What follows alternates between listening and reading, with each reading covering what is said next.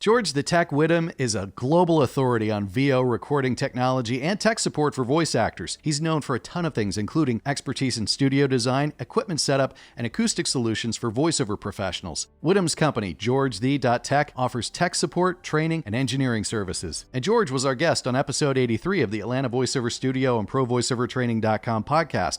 That was a few months back, but now you can listen to it wherever you like to listen, and it's linked in the notes. But if you want to watch it all here, you're going to find out a ton of information, including which equipment you could splurge on and which you should save money on. Source Connect 4. Can you DIY a VO booth? Biggest home studio challenges. And a new but small interface that's now out that George helped create. Talk about that and a whole lot more. So, without further ado, let's get to Heidi and George's conversation. Okay, so George, I know that if anyone has done any type of voiceover training or anything, they will ask about recording, and most people say the recording space is the most important in VO. What exactly does that mean?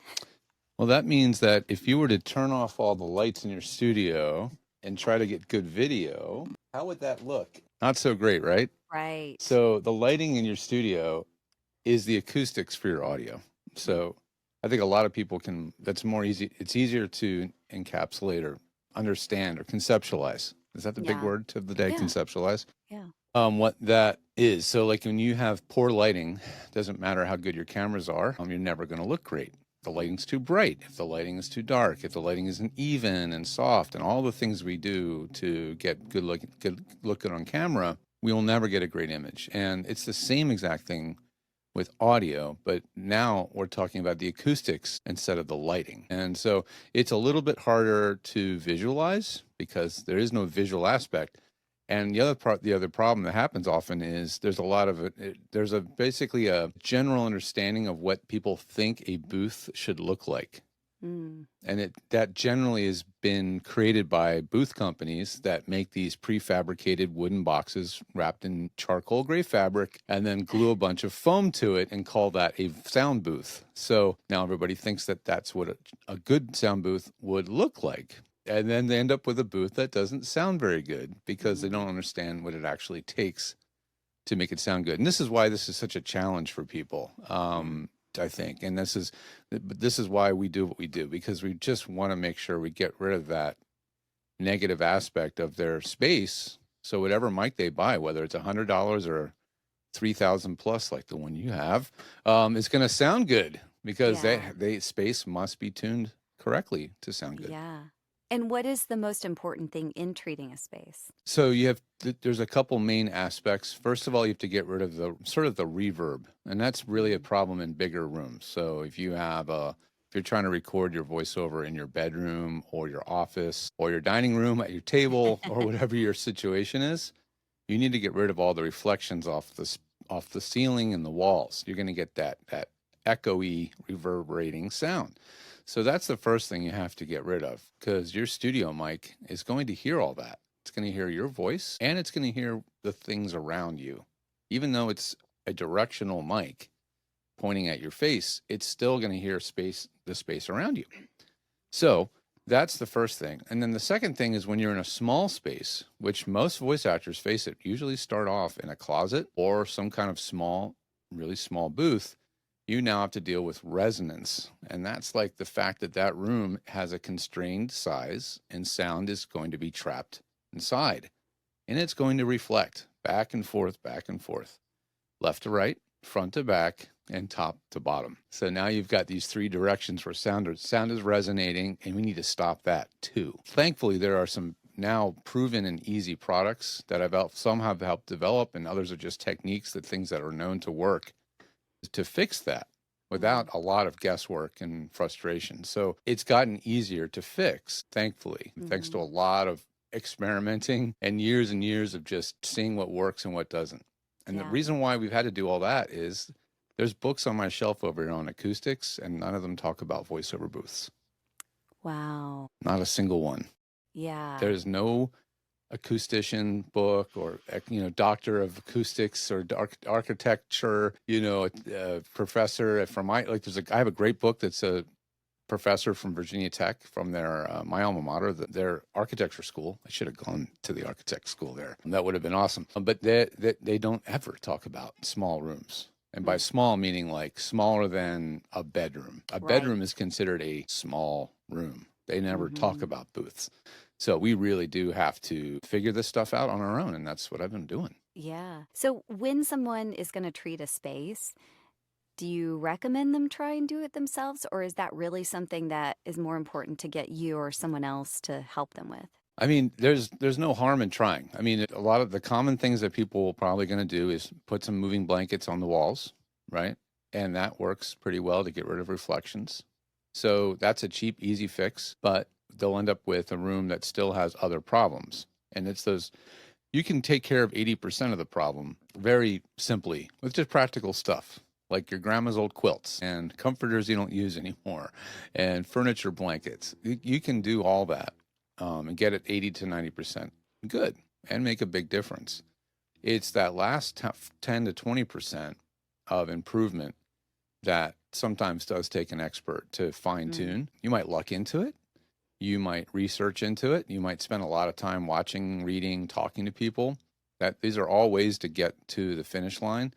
But, you know, it's working with someone like myself is obviously a massive shortcut, like just a massive time saver. And so if you are serious about business and you're running a voiceover business, that time is a huge amount of money saved. So yes, hiring an expert can be a little expensive, but it's just such a huge time saver and time wasted. And the thing is, if you asked your colleagues, you may find another colleague who has the exact same room you do. They might have the same model booth you have, and they might have it sounding great. And they might have proof that it sounds great because either they're a pro and they've been working for years, or they've had their audio checked by someone like me and they said, I have a booth that George the Tech heard and he knows it's good.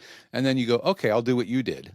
That's also fine. You know, as long as they have the exact same situation you do, you can duplicate what somebody else has already done and has proven to work. And that's another way to go about it. Well, let's talk about some ways that we can like what are things that we should be splurging on and what are some things that we can maybe save on. And we'll kind of go through some of like gear and equipment. So the first thing is an interface. We splurge or save.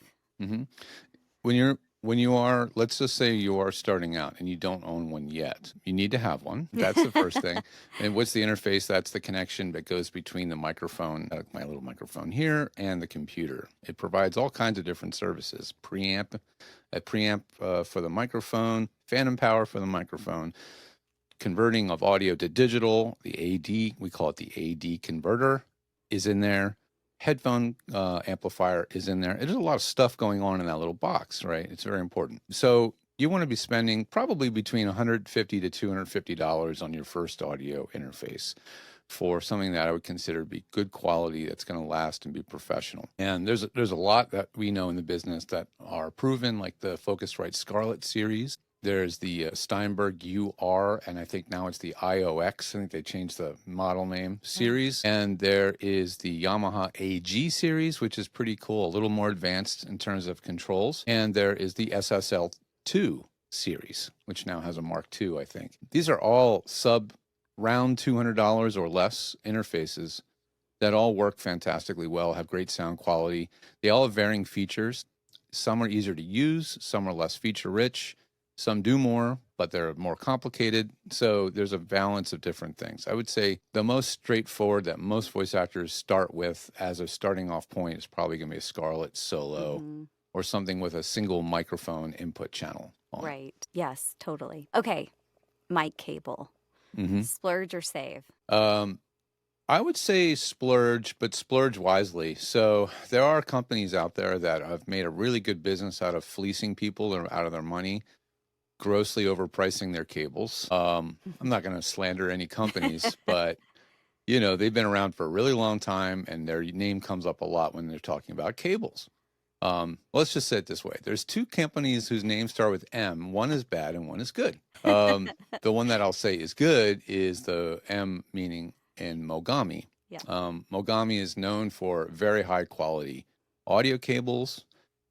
They are not grossly overpriced, and you're probably going to spend between $30 and $50 on your mic cable from Mogami. There's also a company that's making a sort of a more affordable, rebranded version of that they sell online called World's Best Cables, WBC. And Good they name. use, Good name. yeah, they use similar. Smart name. Yeah, it's a pretty tall order. It's like saying you have the best pizza in Right. town, right? Right. It's better be the best pizza. But they use the same materials that the Mogami brand uses, the Mogami cable, the Neutrik microphone connectors. All that stuff is important for the longevity of your studio. You might have a cheap mic cable, the house brand from Guitar Center, Live Wire, or something like that might work fine for a while. And then after repeat use of unplugging it or moving your things around, if you have to move things around, those connectors can fail pretty easily and then give you a lot of trouble. So you're only going to need one, and if you like redundancy, two mic cables just to have a backup. Sure. Yep. So I would say splurge a little bit. Don't buy the cheapest mic cable. I would say $30 to $50 is sort of the sweet spot for your high quality mic cable. Yeah. Okay. Microphones, because that's the big topic. Everyone wants to talk about the microphones. Yes. Splurge or save?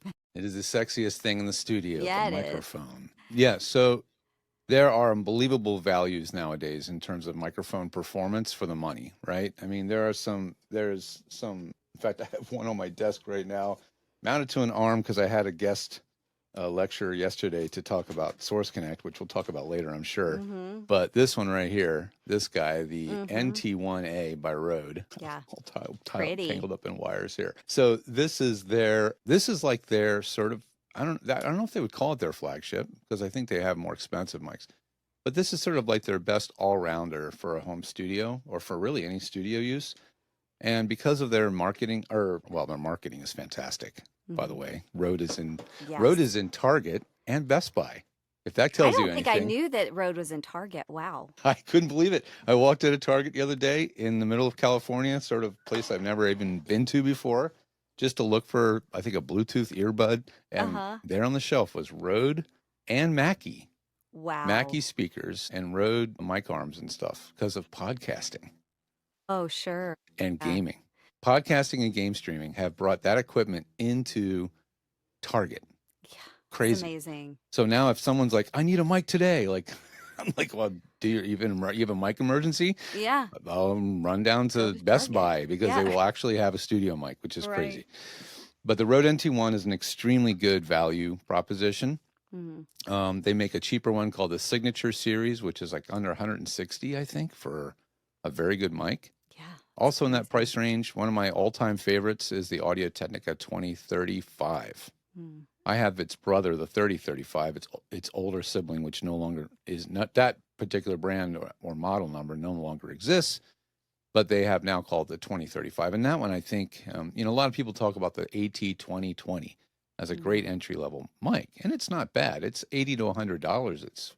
But for just a little bit more money, stretch your budget to a 2035, and it's a dramatic improvement in features. It has a high-pass filter, which if you don't know what that means, it means the mic will not pick up so much of the low-frequency traffic noise from land vehicles and air vehicles around your home, or the kids running down the hall at the other end of the house, the boom, boom, boom, boom. If you have a high-pass filter on the mic, that will preemptively filter that out, and the 2035 has that. So that's also another big plus of that mic. Even this Rode doesn't have that. So I think that makes it extremely useful as an entry-level microphone. Yeah. So those are two of the go-tos. What about splurge or save headphones? I think headphones are like shoes. Everybody has an opinion as to what a splurge is and and how many you should own. Sure. Right. So I own a few headphones. There's just a very small selection of them on the wall behind me. I like headphones. So that's my justification for buying more headphones is like when my partner buys more shoes. Then you get new headphones. Get another pair of headphones.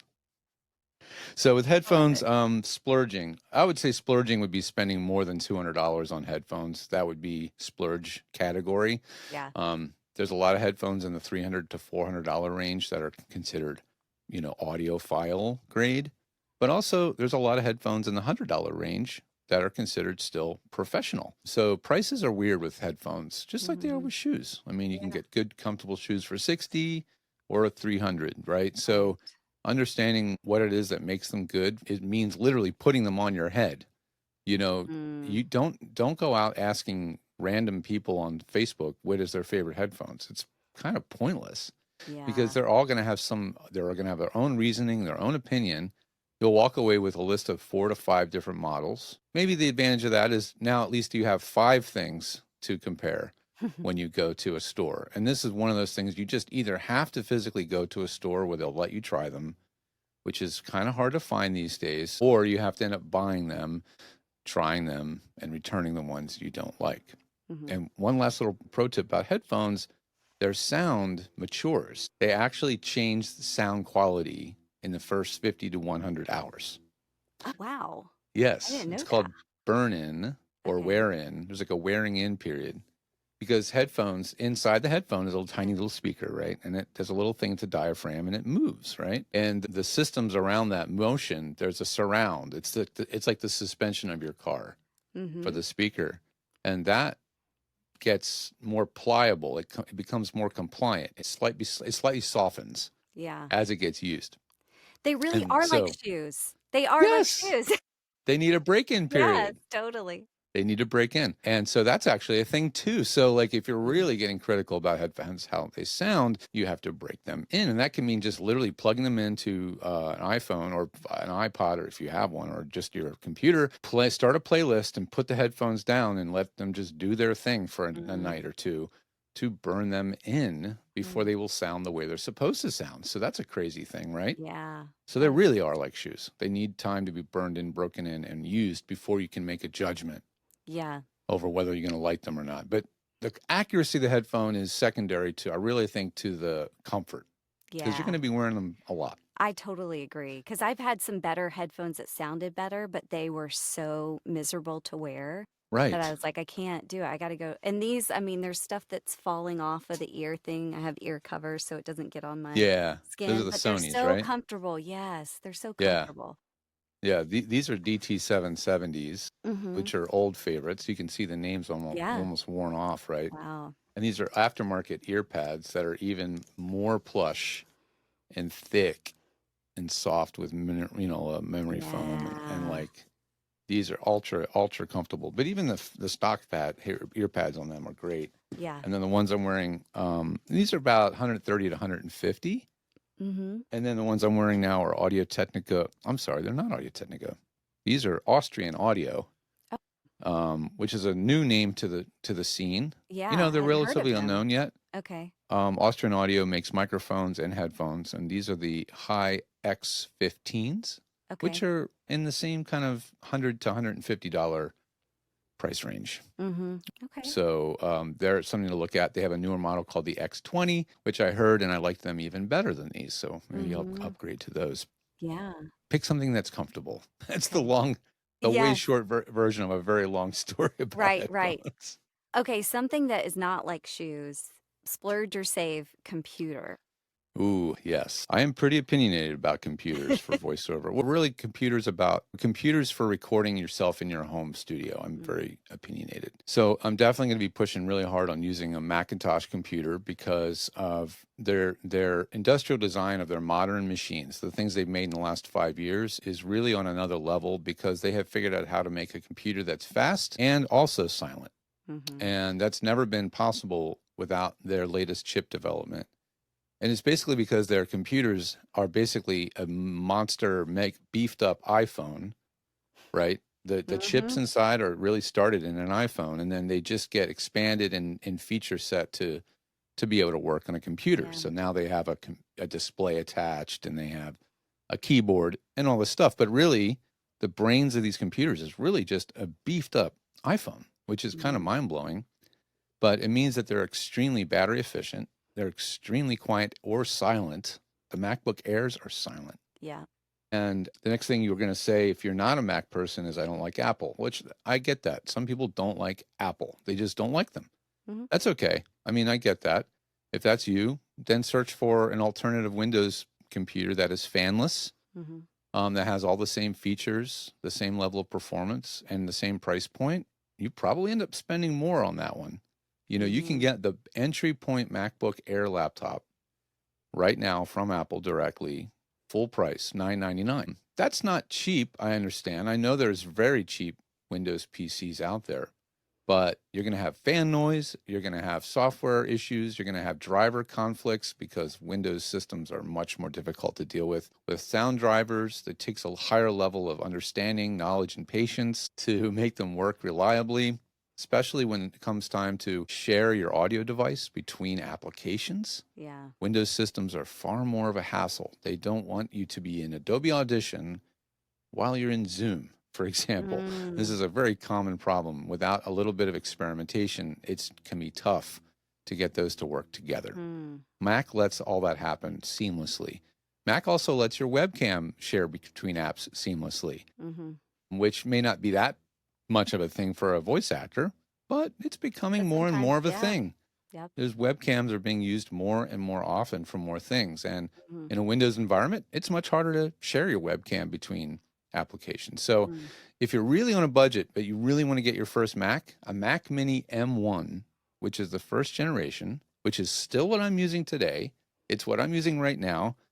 Dual monitors, all this gear plugged in. I've got external devices out the wazoo and hubs and all the stuff that I do when I do teaching webinars, everything is all running off this computer. I just bought my daughter one on eBay for $320. Wow. The same exact computer that I use every day to run my business that has been so reliable for me is that affordable now. Wow. Go on eBay, look for a 16 gig memory Mac Mini and put that in your home studio as your first Mac if you never had one. I think that most people would agree that's affordable. Sure. For a computer, absolutely. And that will last for at least 5 to 7 years, depending on when you buy it.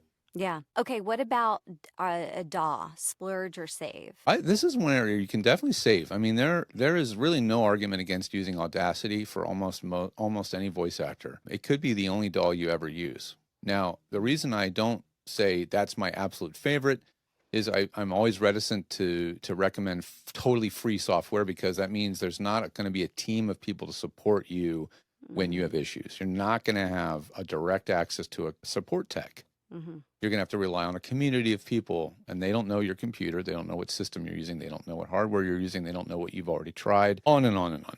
So that would be the only reason I would not give it just an unabashed go for Audacity. Sure. But there's absolutely nothing wrong with it. If anybody ever shames you for using it, it's stupid because it works perfectly fine. So really, you don't need to splurge at all. And if you still want to have something that's maybe considered has a brand of being more professional, most of us on the Mac side are big fans of this thing called Twisted Wave. Love it. It's simple, very easy to use, very straightforward and reliable. I call it the scalpel for audio. Versus, let's say, Pro Tools, Reaper, Studio One, or Logic, which is sort of a Swiss Army knife with 100 features. Yeah, Twisted Wave just gets it done. It just gets it done. Simply. If you're already using Adobe stuff, then Adobe Audition. If you already have that license, use Adobe Audition, but it's a little bit expensive otherwise if it's all you're going to use it for. Yeah. You've seen so many people set up their home studio, like first timers. So what are some of the most common issues or challenges that you've seen people face, like the first time they set up that home studio? I think a lot of it is trusting advertising that they see on Instagram. Because once you search for any topic, Instagram or whatever your favorite social media of choice is will start feeding you products.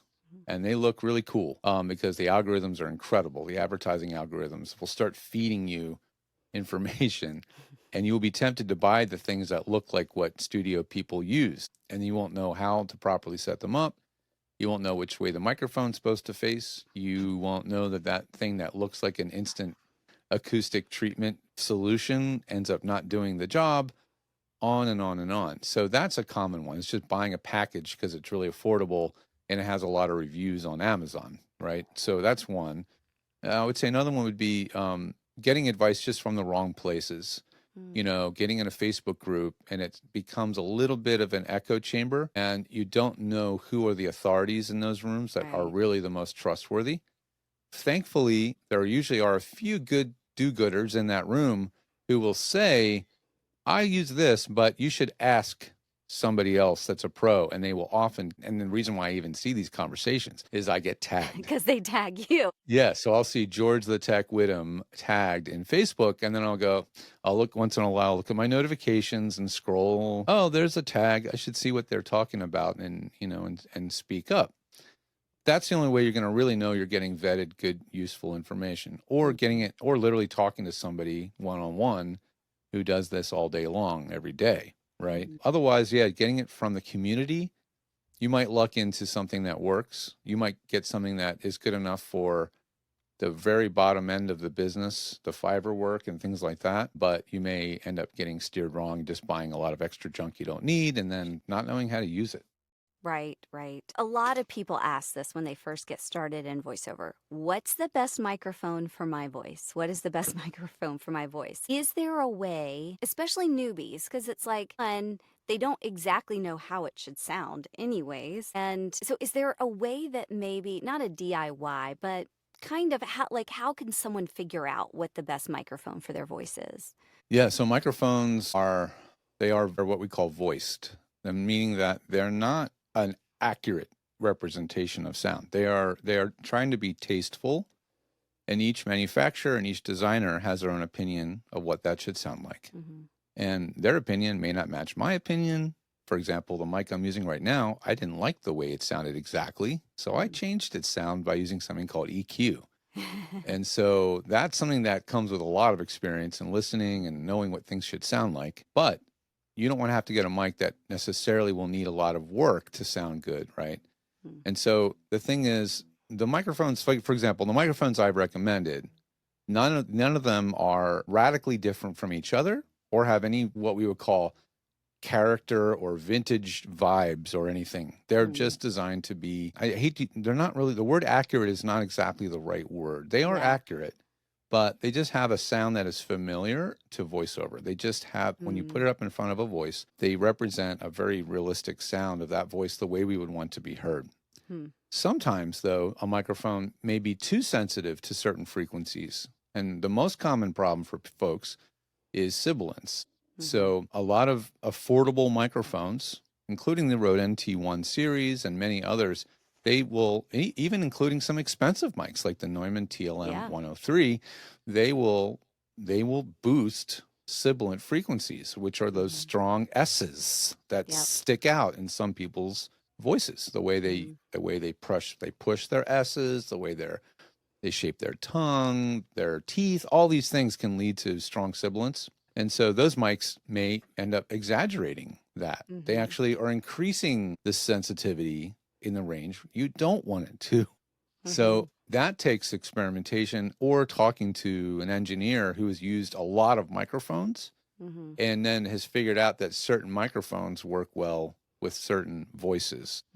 But there is no insta technique yet that I know of where you can easily surmise this, unless you're very lucky to have a good studio like Atlanta Voiceover Studio or whatever your local voiceover friendly studio is, where they will have more than one microphone there for you to be heard on and recorded on side by side. So you can help have another opinion as to what mic sounds good. Just be aware that most professional studios, what they're going to have on hand is going to be professional, let's say, expensive microphones. So it's going to be a little bit more tough to compare, let's say, 3 or 4 affordable entry-level microphones in a studio. So you may just have to get several mics, try your favorite, find a favorite, and send back the other ones. In fact, I made a service called Mic Check that is just all about that.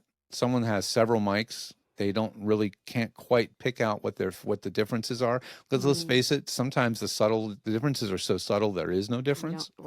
So I can help you narrow it down. So Mic people check. will, Mic Check. You just send me a bunch of samples of the several different mics, preferably same booth, same read, and same placement. So we can really get a consistency, and then I can help you narrow it down. This mic is the most, let's just say, flattering with your voice, and this other one is too nasal. It's too much mid-range. It's really cutting. It's That's not good. Some mics do that, and you don't want that mic if you have that in your voice. Mm-hmm.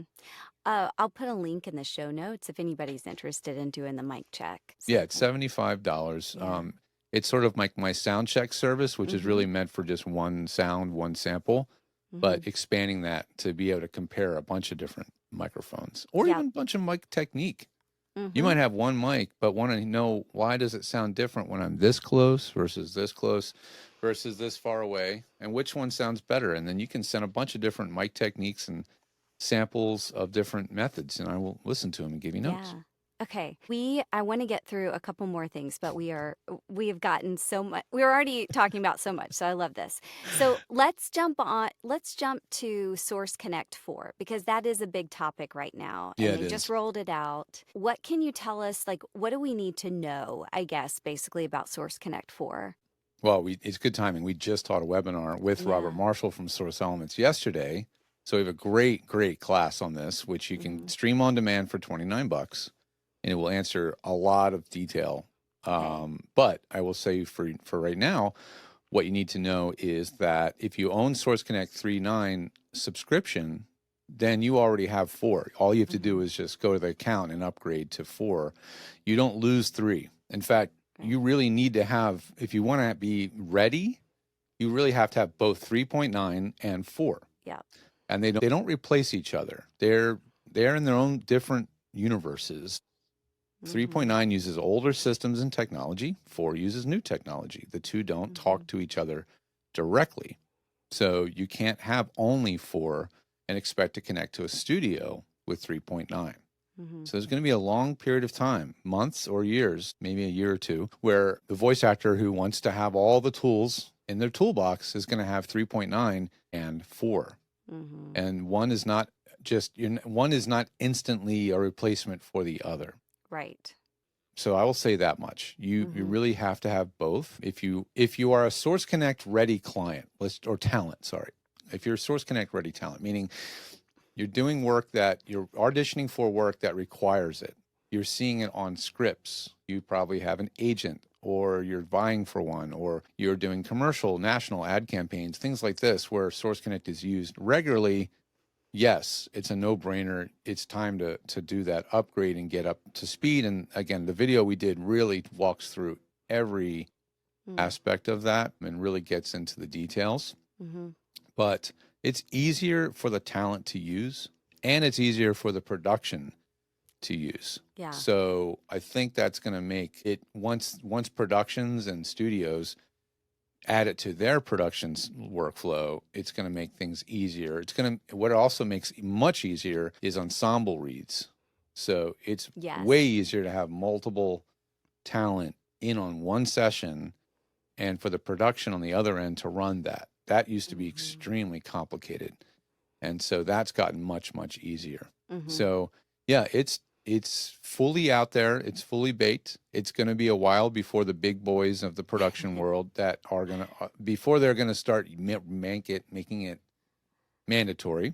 Yeah. But once certain studios do find that they prefer it and make the shift and find out that more and more talent already have it, there will be sort of a sea change, and people will just kind of flop over. And then eventually Source Connect 3.9 will sunset. It will eventually have to go away because the company doesn't want to have to support 2 fully different systems with different servers and on for a long period of time. That's going to happen eventually. Yep. Okay. Just one quick question in relation to that. So if someone has the 3.9 subscription, so they automatically get the 4, but do they need to, like, should they kind of stay with the 3.9, or do they have both for right now until? They have both. Okay, got it. Okay. In So they fact, don't need to. another pro for the Mac side is you can literally have Source 3.9 and Source 4 logged in. Just like you would be sitting there waiting, like having a phone that's online and ready to take a call. You could have both of them sitting there just ready to go. Yeah. Knowing that you have a Source Connect session going. Let's just say that for some reason, I can't imagine this would happen, but maybe they would say, we don't know, the agent might say, we don't know which version of Source Connect the studio is using. They didn't specify. That would be odd, because if they know anything about their technology, they would tell you we're on 4, right? Yeah. But if they didn't, that is important to communicate. That it is really important. important right now, is to know what. Yeah. Exactly. We have to Sorry. be on the same page. So you could have 3 and 4 running simultaneously on the same computer, just waiting. And Got then it. whatever one goes bloop, and pops up with an Then you incoming connect. call, you answer, Okay. So that Yeah. may happen for a while for some voice actors. Yeah. You know. Okay. George, thank you so much for joining us. We could talk so long about everything with equipment and I home know, I studio know. We're stuff. only halfway through the So list. I know. But we hope to have you back. And, that's one of the things that we want this podcast to be for too, and we'll put in the show notes. But we would love to have George even talk to some of the specific challenges that you face, like in a workshop or some type of way. And we thought this would be a great way to kind of understand what your biggest challenges are and your biggest needs are. And then Mm, we can kind of meet those needs. So, and as you sounds can great. tell, George is just a wealth of knowledge. So whatever basically you need, he can help out with. I'd be remiss if I didn't slip in one more plug. Yes, please do. One more plug, because Please I've do. certainly plugged a couple of things, and that's this little Yes. guy. So we were talking about audio interfaces that were beginner friendly or kind of like your first timer. This is your next level, right? So you've already been working for a while and you do a lot of remote directed sessions. You're finding yourself being live directed on Source Connect, Zoom, Google Meet, Microsoft Team. You're on these connections a lot. This product makes your life way, way easier to manage because it has a dedicated microphone mute button, which is such a rarity in products these days. Nothing I mentioned today has an actual mic mute to cut the Right. mic. And it also has a playback loop function. So when you have to play back a take, ooh, that was pro. I talk with my hands, apparently. When you have to play back a take, this thing makes it easier to do that. It also allows much easier switching between 2 microphone. This is a pro level product. It's called the PASport VO. And these are still available right now. We sold 103 of them so far, and I think there's like 10 left. So Wow. just wanted to mention that before we go. But And what it's George is amazing. showing is an interface, but a lot of It times people is. use this to travel. But do some people use it actually in their booth just That's the on a thing. It's day-to-day travel basis? sized, but Yeah, it's studio grade. got So it. it's kind of confusing. You're looking at this so tiny, It's so small, yeah. but it's studio grade. It sounds studio grade. The quality of the parts is studio. So you could use this as your actual home studio everything interface, Mm-hmm. and you can travel with it. Wow. So it's at least 2 for 1. I mean, it does a lot of Yeah. different stuff. It's sort of a very versatile little guy. So anyway, Yeah. PASport VO, that's new. Okay. Just thought you guys would like to know about that. Great. What we'll try and do is put that on YouTube. So if you're just listening on the podcast and you're like, oh, I wish I could kind of see it, you can see how large and manly George's hands look in comparison to the passport, so you can kind of get an idea for the size. We'll make sure we put that video on Yeah. YouTube so you For can the go audio to folks, YouTube. it's Yes. Centrance with a C, centrance.com/PASPORT one S, passport with 1 S. So Great. And we'll put that link in the show notes too if you awesome. need to. So, Thanks. George, thanks so much for being here. We really, really appreciate you. Oh, thanks for your time. I appreciate it. Yeah. It's been nice getting to know you guys better and look forward to more things in the future. Same.